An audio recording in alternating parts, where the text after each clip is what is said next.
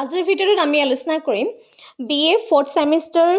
ডিব্ৰুগড় ইউনিভাৰ্চিটিৰ ষ্টেণ্ডাৰ্ড ডেভিয়েশ্যনৰ এটা মেথছ আৰু লগতে এইটো BA 2nd সেমিষ্টাৰ গুৱাহাটী ইউনিভাৰ্চিটিৰ কাৰণে ইম্পৰ্টেণ্ট হ'ব আৰু ষ্টেণ্ডাৰ্ড ডেভিয়েশ্যনৰ এই কুৱেশ্যনটোত আমাক কেইটামান ছিৰিজ দিয়া হৈছে সেই ছিৰিজকেইটাৰ ওপৰত বেছ কৰি আমি কুৱেশ্যনটো ছল্ভ কৰিব লাগে এনেধৰণৰ ছিৰিজটো যদি দিয়া থাকে তেতিয়াও কিন্তু আমি এখন টেবল ড্ৰ কৰিব লাগে হেতু মন কৰিবা আৰু ষ্টেণ্ডাৰ্ড ডেভিয়েশ্যনৰ যোনটো ফৰ্মুলা সেই ফৰ্মুলাটো লিখি লোৱা প্ৰথমতে ষ্টেণ্ডাৰ্ড ডেভিয়েশ্যন ইকুৱেল টু আৰু ষ্টেণ্ডাৰ্ড ডেভিয়েশ্যনৰ এইটো চিম্বল হয় আমি ইয়াত ৰুট অভাৰ ইউজ কৰিব লাগে যিহেতু তোমালোকৰ সকলো ছাত্ৰ ছাত্ৰীকে কেলকুলেটৰ ইউজ কৰিবলৈ দিয়ে পৰীক্ষাত এই ষ্টেটিষ্টিক্সৰ পেপাৰখনত গতিকে এইটো মেথছৰ কাৰণে কোনো চিন্তা কৰিব নালাগে মাত্ৰ তোমালোকে ইয়াৰ কেলকুলেশ্যনখিনি শুদ্ধ কৰিবা ঠিক আছে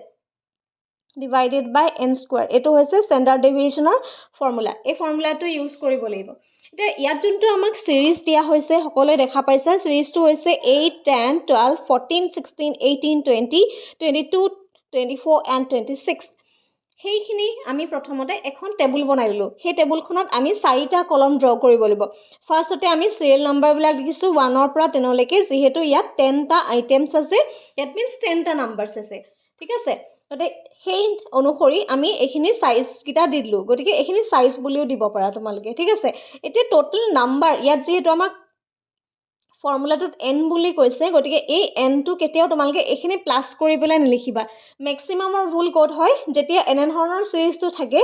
n টো ক্যালকুলেশন কৰোতে ভুল হয় গতিকে এই সাইজৰ যিখিনি ফ্ৰিকুৱেন্সি আছে বা নাম্বাৰছ আছে এইখিনি প্লাস কৰি পেলাই আমি n টো ক্যালকুলেট নকৰো আমি কি কৰিম নাম্বাৰছ অফ আইটেম কিমান আছে চাম ইয়াত যেহেতু নাম্বাৰছ অফ আইটেম কিমান আছে আমাৰ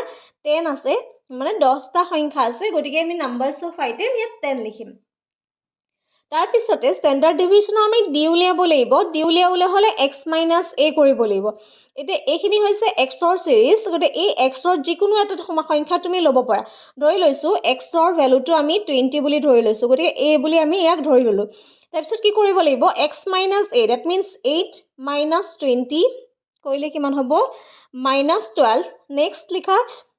12 - 20 = -8 again 4 ঠিক আছে এখানে 10 10 - 20 = এখানে 10 হ'ব next 12 12 - 20 = হ'ব 8 next হ'ব 14 - 20 = হ'ব -6 again হ'ব 16 - 20 = -4 18 - 20 = -2 20 - 20 = 0 22 - 20 = +2 এইখিনি প্লাসত কিয় আহিব যেহেতু ডাঙৰ সংখ্যাৰ আগত আমাৰ প্লাস চিন আছে হয়নে নেক্সট আহিব 24 - 20 = 4 again 26 - 20 = 6 ঠিক আছে এতিয়া দেখিবলৈ পালো ইয়াত কিছুমান ভ্যালু আমাৰ প্লাসত আছে আৰু কিছুমান ভ্যালু মাইনাসত আছে মাইনাসত থকা ভ্যালুখিনি হৈছে -12 -10 -8 -6 -4 and -2 এই মাইনাসখিনি যদি আমি প্ৰথমতে প্লাস কৰি লওঁ মাইনাসখিনি প্লাস কৰিলে হ'ব 22 8 আপনে 60 42 হ'ব ঠিক আছে মানে আমাৰ মাইনাসত ওলালে 42 আৰু প্লাসত ওলালে 6 12 গতিকে -30 হ'ব গতিকে আমাৰ যোনটো সামেশন d হ'ব সামেশন d = -30 -30 কিয় হ'ল যেহেতু -42 আছে দ্যাট মিন্স ডাঙৰ সংখ্যাৰ আগত মাইনাস আছে সেইকাৰণে আমাৰ -30 ওলাইছে তাৰ পিছতে এই যিখিনি d থাকিব সেই d খিনিক তুমি স্কয়াৰ কৰা 12 আছে 12 ক স্কয়াৰ কৰিলে হ'ব 144 10 ক স্কয়াৰ কৰিলে হ'ব 100 8 ক স্কয়াৰ কৰিলে হ'ব 64 6 ক স্কয়াৰ কৰিলে 34 4 ক স্কয়াৰ কৰিলে 16 2 ক স্কয়াৰ কৰিলে 4 0 হলে 0 হ'ব 2 ক স্কয়াৰ কৰিলে 4 and 4 ক স্কয়াৰ কৰিলে 16 নেক্সট আছে 6 ক স্কয়াৰ কৰিলে হ'ব 36 ওকে তাৰ পিছতে আমি কি কৰিব লাগিব সামেশন d স্কয়াৰ কৰিব লাগিব এই যে g স্কয়াৰ খিনি পালা এইখিনিকো আকৌ এগেইন তুমি d স্কয়াৰ কৰিব লাগিব সামেশন কৰিব লাগিব সামেশন যেতিয়া আমি কৰিম সামেশন কৰো মানে দ্যাট মিন্স গোটেইখিনি আমি প্লাস কৰিম 6 6 এপিনে হ'ব তোমাৰ 0 2 420 এতিয়া এই যে ভ্যালু কিটা আছে সেই ভ্যালু কিটা আমি সিম্পলি ইয়াত পুট কৰি দিব লাগে আমি যদি চাও ইয়াৰ ভ্যালুটো ওলাইছে চাবা এতিয়া summation d square value আমি পালো 420 divided by n কিমান 10 minus দিব লাগিব তাৰপিছতে সামেশ্যন ডি অনলি ডি আছে, ডি স্কোৱাৰটো নাই দেই। ইয়াত হ'ব -30, যিহেতু মাইনাছটো আছে লগতে লগত তুমি মাইনাছটো লৈ যাব লাগিব, এৰি থৈ যাব নোৱাৰিবা।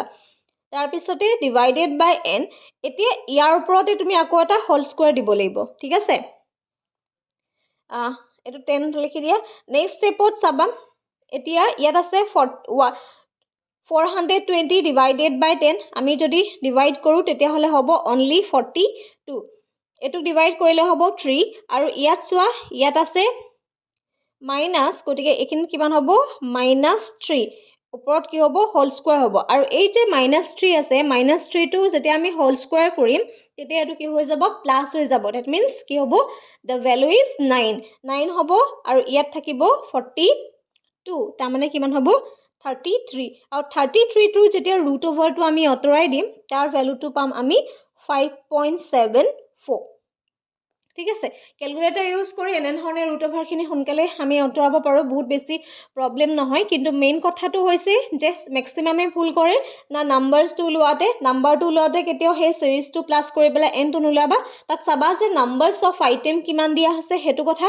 ছেকেণ্ড মেক্সিমামে ভুল কৰে, যেতিয়া ইয়াত সামেশ্যন ডি স্কোৱাৰ কথাটো আহে তেতিয়াহ'লে এগেইন আকৌ এই ডিটো বহাই দিয়ে, এইটো বহাব নালাগে। আমি যোনটো ডিৰ ভেলু ওলালোঁ সেই ডিৰ ভেলুটোৱে বহাম, বাট সেইটোক আমি এক্সট্ৰাকৈ আকৌ স্কোৱাৰ কৰি দিম, ঠিক আছে। এনেধৰণেই কেলকুলেশ্যন কৰি পেলাই আমি ষ্টেণ্ডাৰ্ড ডেভিয়েশ্যনৰ মেথছটো কৰিব পাৰোঁ। কুৱেশ্যনটো বুজি পালানে? এটা কমেণ্ট কৰি জনাবা।